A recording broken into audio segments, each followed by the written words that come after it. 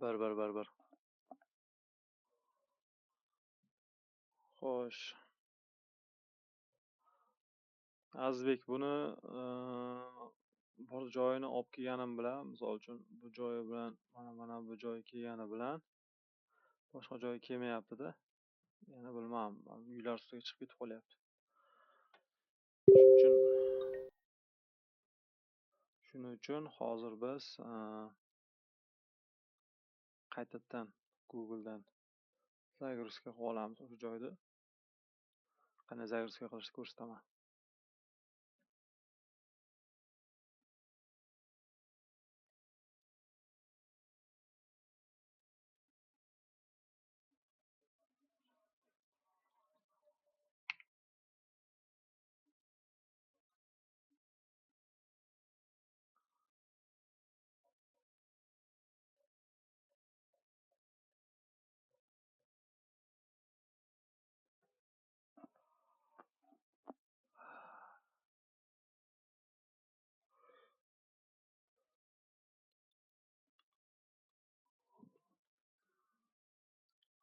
Menda bor ekan, mana tasvir bor ekan. Shu tasvirda ishlatib qo'yaveramiz buni. Kopiya qildim. Загрузкадagi qo'miga tashlaymiz. 001 mana. Buni ham kopiya qilamiz.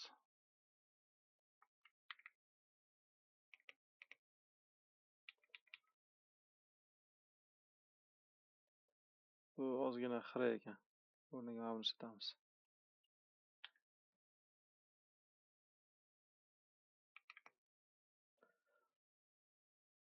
Stalvani pastki burchagi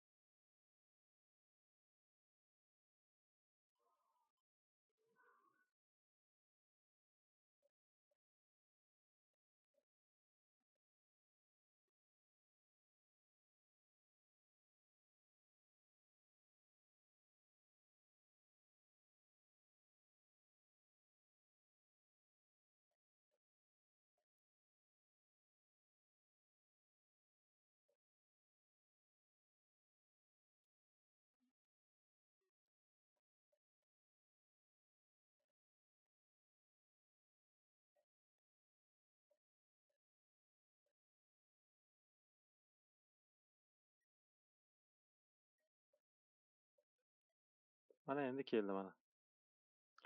Boya bu atmetkalar uylar ustiga tushib ketayotgandi. Muammo binoni Google'dan tasvirda olayotganda naklon rejimlarini to'g'irlab olish kerak. Mana binoni burchagiga ham tushyapti mana. Hamma joyi tushyapti.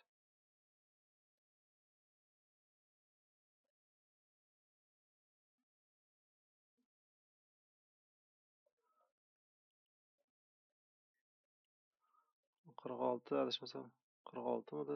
Stolbaydada 46. Shu mana yerdan olib kelib 46ga to'g'irlaymiz. Masshtabini to'g'irlaymiz.